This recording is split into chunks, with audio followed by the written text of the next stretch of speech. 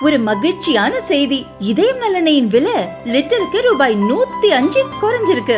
September 2023ல 1 litre இதயம் நல்லெண்ணெயின் அதிகபட்ச விலை ரூபாய் 503. ஆனா இப்ப 1 லிட்டர் இதயம் நல்லெண்ணெயின் விலை ரூபாய் 398 மட்டும்தான் தமிழ்நாட்டுல. அப்ப இனிமே எல்லாரும் இதயம் நல்லெண்ணெய் வாங்கலாம் இல்ல? நான் வந்தே ஆக வேண்டும் என்று அன்பு கட்டளையிட்டு நீ வந்தாதான் ஆச்சு அப்படின்னு சொல்லி என்னை இங்கே அழைத்து வந்தவர் மாண்புமிகு நலத்துறை அமைச்சர் மாசு அவர்கள். அவருக்கு என் மேலே எதனால் அந்த பிரியம் இருந்தது எனக்கு தெரியல. அவர் மேயராக இருந்த காலத்தில் அவர் பார்த்து நான் வியந்திருக்கேன்.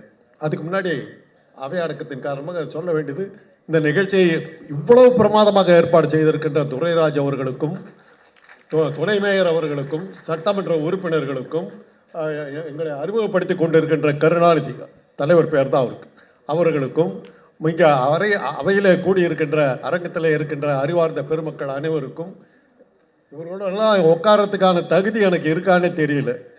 எல்லாம் பெரிய பெரிய ஆளுங்க. உள்ள சொல்ல இல்லை, நக்கீரன் கோபால் என்னை கழுத்தறுத்திருக்காரு, காலை வாரி விட்டுருக்காரு, தூக்கி விட்டுருக்காரு. அவருடைய என்ன பண்ணாருன்னா, ராஜீவ்காந்தி கொலையில் நான் சம்மந்தப்பட்டிருக்கேன்னு எழுதினார். அது மாதிரி போட்டார். ஏன்னா பிரபாகரனுக்கு எனக்கு இருந்த நெருங்கிய தொடர்பு அவருக்கு தெரியும். அதன் மூலமாக எனக்கு அந்த ராஜீவ்காந்தி கொலையில் தொடர்பு இருந்தது. ராஜீவ்காந்தி கொலையில் ராஜாராமுக்கு தொடர்புன்னு போய் அட்டைப்பட கட்டுரை உள்ளே பார்த்தா என்னை பற்றி எழுதியிருக்கு. நான் அடையாளம் தெரியாத ஆள். நான் என்ன அப்புறம் அவர்கிட்ட கேட்டேன், கோபால் சார்கிட்ட கேட்டேன், என்ன கேட்டேன், உன்னையும் தூக்கி விட்டு விடு அப்படின்னாரு. அது சரி ரைட்டு. அப்புறம் வீரப்பட சந்தித்ததில் அவரும் ஒருத்தர், அவருக்கு முன்னாடியே சந்தித்தவன் நான்.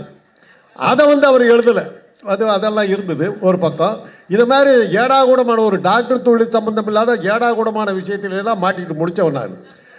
அதுக்கெல்லாம் கொஞ்சம் விளம்பரம் கொடுத்தவர். இப்போ கோபால் எதனால் சொன்னேன்னாக்கா, உங்கள் கூட இருக்கிறதுக்கு நாங்கள் கொடுத்து வச்சுருக்கோன்னு ஒரு கமெண்ட் அடித்தார். அதுக்காக தான் இந்த பதிலை சொன்னேன்.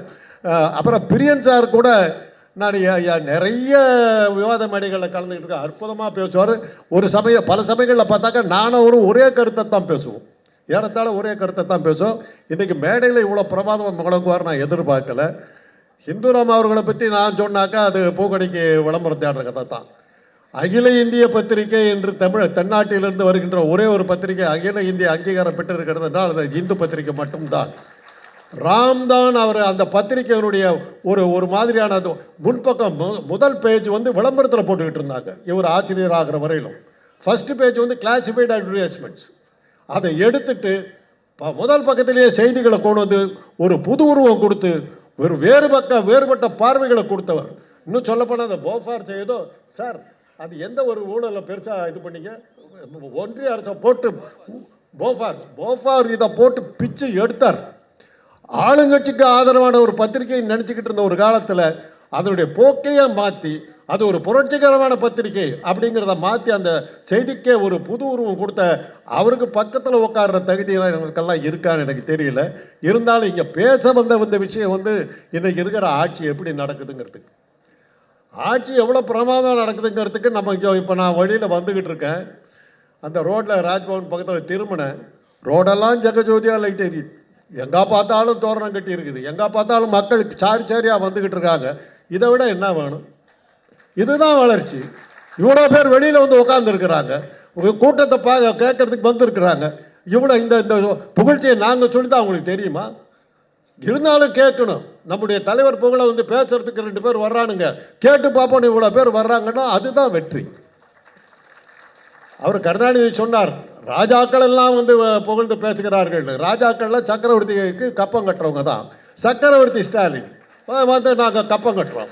அது என்ன தப்பு இருக்குது? ஸ்டாலின்னு பேர் சொல்கிறதுக்காக கோச்சிக்காதீங்க. அவருக்கு ஏன் அந்த பேர் வச்சாங்க தெரியுமா? தலைவர் கலைஞர் அவருடைய முதல் மகனுக்கு அழகிரி என்று பெயர் வைத்தார். அழகிரி அவருடைய அரசியல் ஆசான். பட்டுக்கோட்டை அழகிரியுடைய ஆலோசனையை கேட்டுத்தான் தலைவர் கலைஞர் அவர்கள் திமுகவினுடைய பெருசாக இணைத்து கொண்டு அவருடைய வழியிலே தான் அவர் சென்றார். அவர் ஞாபகார்த்தமாக தன்னுடைய மூத்த மகனுக்கு அழகிரி என்று பெயர் வைத்தார். தலைவர் கலைஞர் அவர்களுக்கு கம்யூனிசத்தின் மேல் இருந்த பாலா காதலும் தீரா பற்றும் காரணமாக அன்றைக்கு இரும்பு மனிதன் என்று போற்றப்பட்டு பெரிய ரஷ்யாவினுடைய சர்வாதிகாரியாக விளங்கி அமெரிக்காவே ஆட்டங்காண வைத்த ஸ்டாலினுடைய பெயரை தன்னுடைய இரண்டாவது மகனுக்கு வைத்தார். கடைசியாக தமிழ் மீது இருக்கின்ற தன்னுடைய பற்றை காட்டுவதற்காக தமிழ் அரசு என்று தன்னுடைய கடைசி மகனை பெயர் வைத்தார்.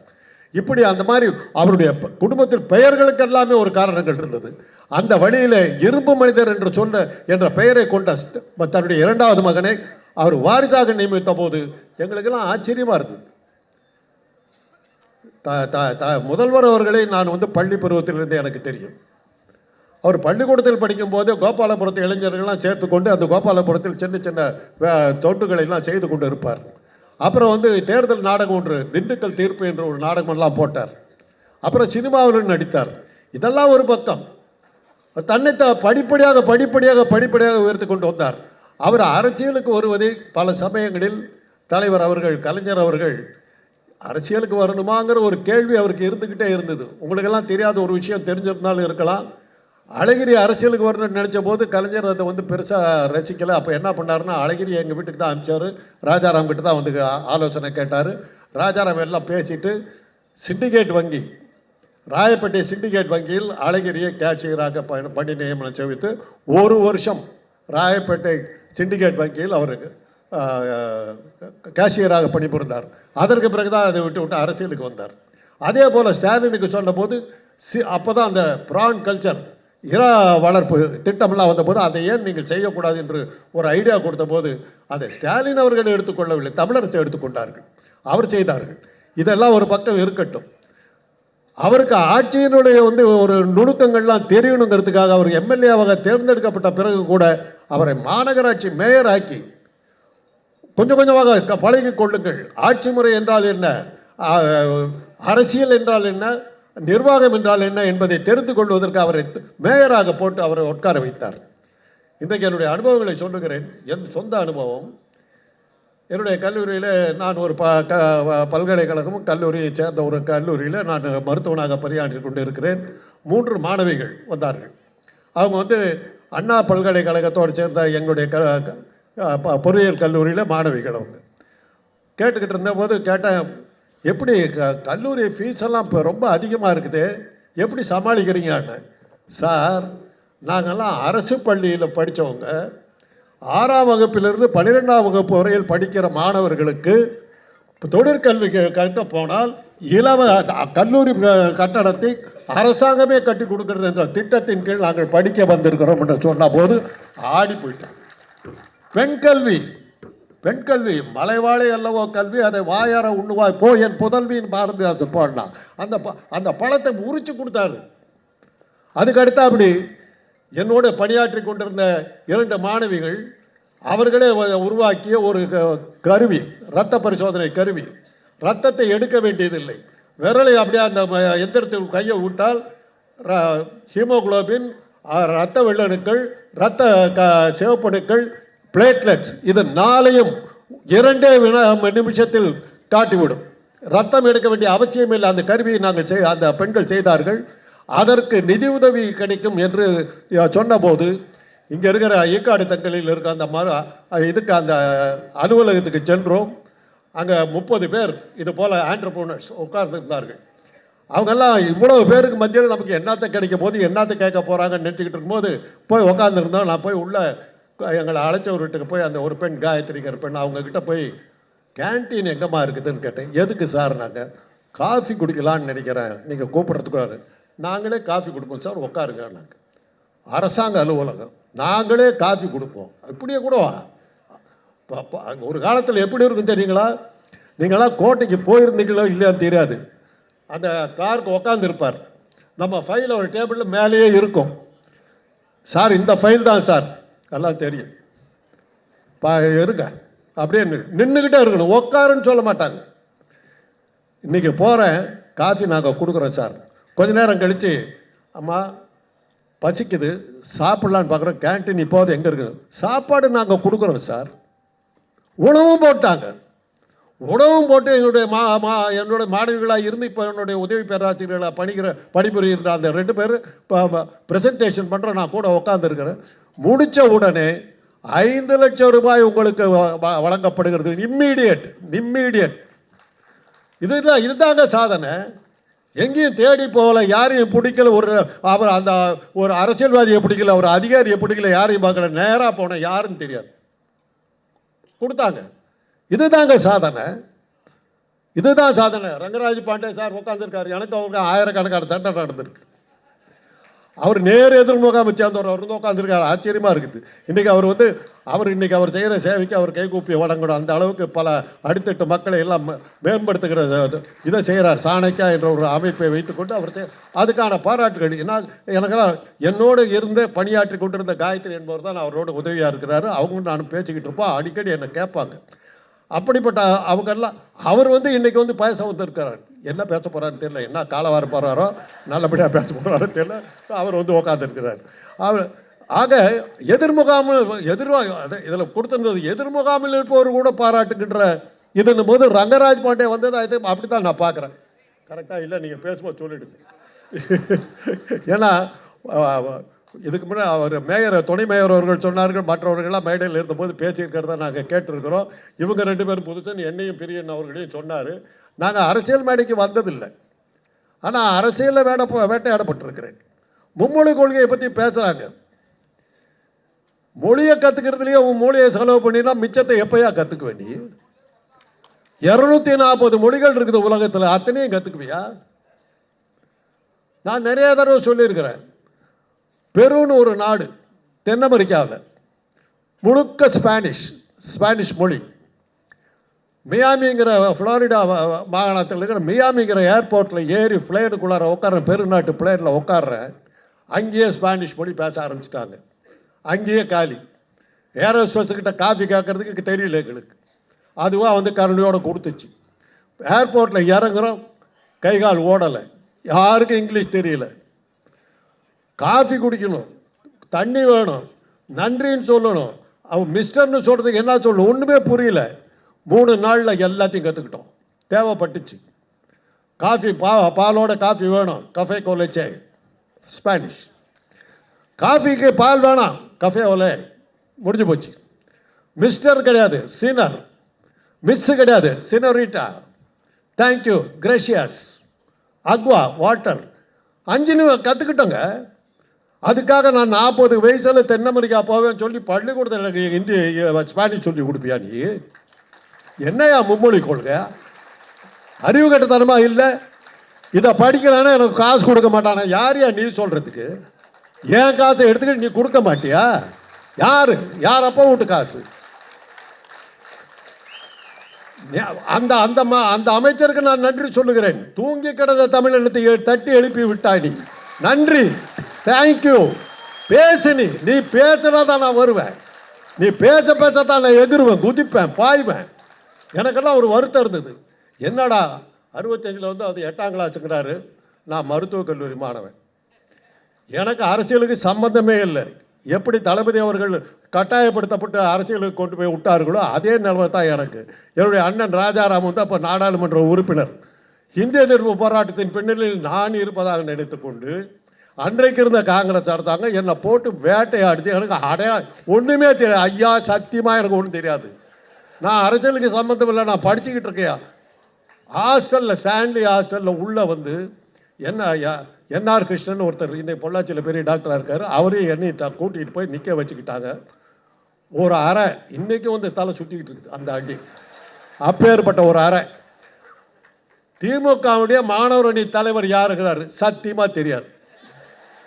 திமுகவில் மாணவர் அணின்னு ஒன்று இருக்கிறதே தெரியாது எனக்கு. ஏன் என்னை போட்டு உயிர் எடுக்கிற? இவர் அரைஞ்ச அறையில் என்னுடைய வார்டன் வீட்டில் இருந்து அவர் மேலே இருந்து பார்த்துட்டார், அமானுல்லா பேகின். அவர் இறங்கி வந்துட்டார். போலீஸை பார்த்தார். யாருடைய அனுமதியோடு நீங்கள் உள்ளே வந்தீங்க ஹாஸ்டலுக்குள்ளே? With whose permission you entered into my campus? Did you seek the permission from the dean? Did you ask me? How dare you come and hit my student? அவ்வளோதான். அடுத்த சொல்லிட்டார். ஸ்டூடெண்ட்ஸ் எல்லாம் ஓடியான்ட்டாங்க. எங்கள் ஸ்டான்லி ஹாஸ்டல் வந்து கோட்டை மாதிரி இருக்கும், 20 அடி உயர செவுரு. ஒரு கதவை சாத்திட்டாக்க வெளியே போக முடியாது. சொல்லிட்டார், உயிரோட போகணுன்னா இப்படியே போயிடு, இல்லாட்டி கதவை சாத்திடுவோம், பசங்களை தீர்த்துருவாங்கன்னார். அன்னைக்கு காங்கிரஸ் மைட்டி காங்கிரஸ் கவர்மெண்ட் அந்த போலீஸை எதிர்த்து நின்னார் எங்கள் வார்டன். அதுக்கு பிறகு என்னாச்சுன்னா, இந்திய எதிர்ப்பு போராட்டத்தில் மற்றவங்களுக்கெல்லாம் போலீஸு, ஸ்டான்லி மருத்துவக் கல்லூரி, கீழ்பாக் மருத்துவக் கல்லூரி, மதுரை மருத்துவக் கல்லூரிக்கெல்லாம் இராணுவம். அதை தான் சொல்லுவாங்க, அவர்கள் இராணுவத்தையே சந்தித்தவர்கள். நான் அன்றைக்கி தான் முதல் முறையாக ஒரு இது அந்த AK-47 போன்ற இதெல்லாம் முதல் முறையாக அப்போ தான் பார்த்தேன்.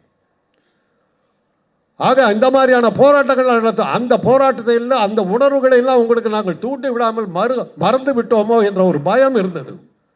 நாம் சரியான முறையில் நம்முடைய இளைஞர்கள் வழிகாட்ட தவறி விட்டோமா என்ற ஒரு அச்சம், ஒரு பயமே இருந்தது. நன்றி அந்த ஒன்றிய அமைச்சருக்கு. தட்டி எழுப்பினையா நீ. அதுக்கு மேலே நம்ம ஊரில் ஒரு காமெடி பீஸ் இருக்குது. பெட்ரோல் வெடி கொண்டு வந்து வியாபாரம் பண்ணிச்சு, சரியா போகல. அப்புறம் முழங்கால் தண்ணியில் வந்து ஒரு போட்டு ஒன்று ஓட்டு இதை பாருங்களா அப்படின்னுச்சு, அதுவும் ஓடலை. அப்புறம் வந்து பஞ்சால செஞ்ச ஒரு சவுக்கு எடுத்துக்கிட்டு ஓங்கி ஓங்கி அடிச்சுக்கிச்சு, அதுவும் ஓடலை. அப்புறம் இப்போ வந்து என்ன சொல்லிச்சு, அறிவாலயத்தில் இருக்க செங்கல் எல்லாம் எடுத்து நான் ரிப்பேர் பண்ணி கொடுக்குறேன், செங்கல் வியாபாரத்துக்கு வந்துருக்கு, ஓடலை. இது மாதிரி காமெடி பீஸுகள் எல்லாம் எதிர்கட்சியாக வச்சுக்கிட்டு இருக்கும்போது நம்ம எப்படி ஆட்சி பண்ணுறது? ஒரு இந்த இடத்துல நான் வந்து ஒரு இதை சொல்கிறேன், எல்லா இதுலேயும் யூடியூப்பில் சொன்னது தான், எதிர்கட்சி இல்லைன்னா ஆளுங்கட்சி சரியாக இருக்காது. அதனால் தளபதி அவர்கள் ஒரு நல்ல எதிர்கட்சியை உருவாக்குறதுக்கு அவர் முயற்சிக்கணும். இது எதனால் சொல்கிறேன்னா, நேரு அவர்கள் ஆட்சியில் இருந்தபோது எதிர்கட்சியே அது இந்தியாவில் இல்லை. அவரே ராஜாஜி அவர்களை கூப்பிட்டு, எதிர்கட்சி இல்லைன்னா நான் எந்த ரூட்டில் போயிட்டுருக்கேன், சரியாக போயிட்டுருக்கேன், தப்பாக போயிட்டுருக்கேன்ங்கிறது எனக்கு தெரியாமல் போயிடும், ஒரு எதிர்கட்சியை உருவாக்குகின்ற போது தான் ராஜாஜி வந்து நேருடைய பேச்சை கேட்டுக்கிட்டு சுதந்திர கட்சியை ஆரம்பித்தார். அதுதான் பல்வேறு பரிணாமங்களை இது பண்ணிக்கிட்டு போய் பாஜக கிஜாகவெல்லாம் மாறி வந்துக்கிட்டு இருக்குது. இன்றைக்கி பார்த்தா எதிர்கட்சியை காணோம். இதுக்கு முன்னாடி ஒரு அம்மா சொல்லிச்சு, கண்ணு கட்டினவர்களும் எதிர்கட்சியே காணோன்னுச்சு. இன்றைக்கி நடக்குதுயா, பேச வர்ற ஐயா, உன் பேச்சை கேட்ட சிரிப்பு வருது. பள்ளிக்கூடத்து பையன் சிரிக்கிறான், பிஸ்கட் கொடுக்குற, தேவையா உனக்கு? புள்ள பிடிக்கிறவனாட்டம். மும்மொழி கொள்கை, எதுக்கு மும்மொழி கொள்கை? எதுக்காக வந்து நீட் தேர்வு? நான் படிக்கல MBBS, நான் டாக்டர் என்ன கெட்டு போயிட்டேனா? பிச்சை எடுக்கிறேன்னா? எனக்கு வைத்தியம் தெரியலையா? உலக சுகாதார கழகம் WHO இந்திய பிரதிநிதியாக போனது எய்ட்ஸுக்காக, உலக வங்கியினுடைய இந்திய நாட்டினுடைய பிரதிநிதியாக போனவன் நான் அமெரிக்காவுக்கு. அமெரிக்க அரசாங்கனுடைய உதவி பணத்தோடு சியாட்டில் வந்து வாஷிங்டன் யூனிவர்சிட்டியில் போய் மேற்படிப்பு படித்தவன் நான். அமெரிக்க அரசாங்கத்தினுடைய இது ஸ்காலர்ஷிப், இந்திய அரசாங்கம் இல்லை. நீட் தேர்வாக படித்து பாஸ் பண்ண நான் MBBS. நீட் தேர்வுனா என்னன்னு தெரியாது. +2 வாங்கின மார்க்கை நீ கேவலப்படுத்துகிற. நீட் தேர்வில் ஒரு வேடிக்கை என்ன தெரியுங்களா? உங்களுக்கு எவ்வளோ தெரியும் தெரியாது. உத்தரப்பிரதேசத்தில் ஒரு தேர்வு நடக்குது, ஹிந்தி படிப்பை பற்றி ஒரு தேர்வு நடக்குது. 90% மாணவர்கள் தோல்வி. அந்த 90 தோல்வி அடைந்த 90% மாணவர்களும் நீட் தேர்வில் வெற்றி. எங்கே சாடுறான் தெரியுமா? மெடிக்கல் காலேஜில். சென்னையில் இருக்கிற நல்ல உயர்ந்த நிலையில் இருக்கிற சென்னை மருத்துவக் கல்லூரி, ஸ்டான்லி மருத்துவக் கல்லூரியில் அவங்களுக்கு சீட்டு கிடைக்குது. நம்ம பசங்களுக்கு எங்கே கிடைக்கிறது? சத்தீஸ்கர்லேயும் உத்தராகண்ட்லேயும் இருக்கிற குடிச்சையில் நடந்துக்கிட்டு இருக்கிற மருத்துவக் கல்லூரியில் நம்ம பசங்களுக்கு இடம் கிடைக்குது. இந்த அநியாயத்தை யார் தட்டி கேட்கறது? அதனால தான் தீர்மானம் போட்டார்.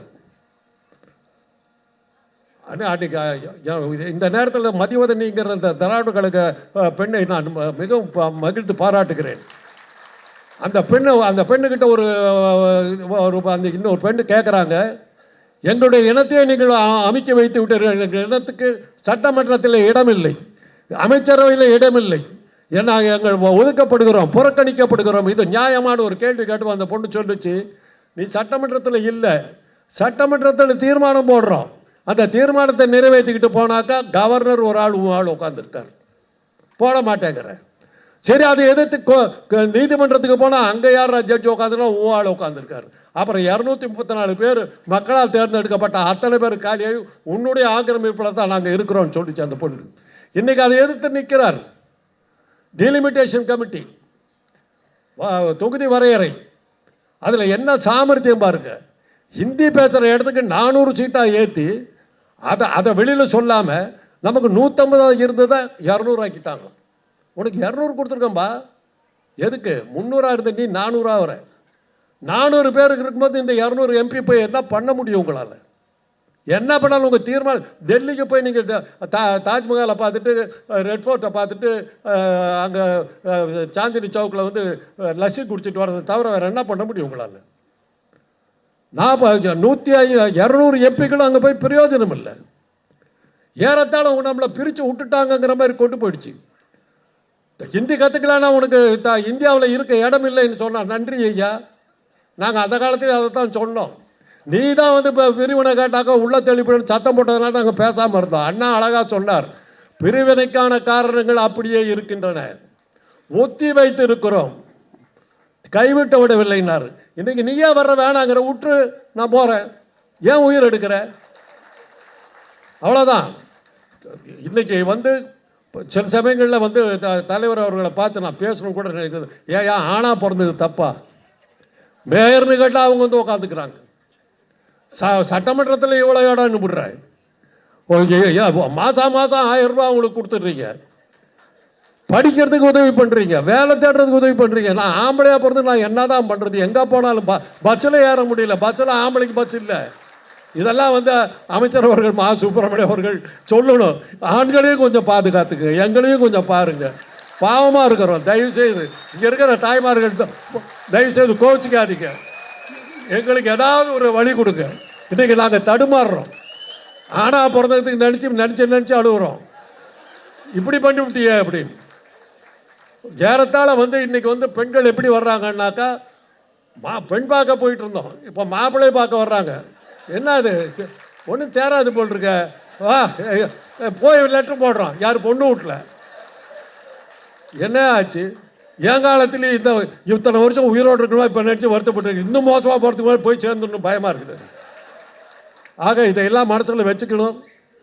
பெண்கள் இது எதுக்காக சொன்னேன்னா, புதுசாக ஒருத்தர் கட்சி ஆரம்பித்து இன்னும் உள்ளே வரல, ப்ரீகேஜியில் இருக்கிறார். பெண்களுக்கு பாதுகாப்பு இல்லையா? ஆனால் பாவி பிளேனில் யாரையோ கூட்டிகிட்டு போன நீ எல்லாம் வந்து பேசுறதா? என்னையா இது? உனக்கும் அரசியலுக்கு என்ன சம்பந்தம்? உங்ககிட்ட உங்க கஷ்டம் எனக்கு புரியுது. நீ மாட்டிக்கிட்ட ஒரு படத்துக்கு 150ன்னு சொல்லிவிட்டா பிடிச்சி விட்டா அமலாக்கத்தோட வீட்டுக்கு வந்துருச்சு. நீ என்ன பண்ணுவ? உன்னை கட்டாயப்படுத்தி உள்ளே கூப்பிடுறாங்க. மொத்தமே 4 கூட்டம் தான் போட்டிருக்க. அதுக்குள்ளார பேசுறதுன்னா திமுக அழிந்து விடுமா? திமுகவுக்கு மிரட்டல் உண்டா? ஒன்றுமில்லைங்க. இன்றைக்கி சட்டமன்ற எதிர்க்கட்சி தலைவராக இருக்கிற பழனிசாமி கேட்டார், மழை வெள்ளத்தில் சாலைகள் எந்த அளவில் இருக்கின்றன என்பதை தெரிவதற்கு வெள்ளை அறிக்கை வெளியிட வேண்டும்னாரு. உதயநிதி அவர்கள் அழகாக சொன்னார், ரோட்டில் போய் பாரு, தண்ணி நிற்கலை, முடிஞ்சு போச்சு. வீராவேசமாக முழங்கினார், அப்படியே சுருண்டு போயிட்டு அவ்வளோதான், முடிஞ்சு போச்சு. ஒரே வார்த்தை. கலைஞர் அழகாக எழுதியிருக்காருங்க, பேசி தோற்றவர்கள் ஏசி தீர்க்கிறார்கள். வாய்ப்பு கொடுத்ததுக்கு நன்றி, வணக்கம்.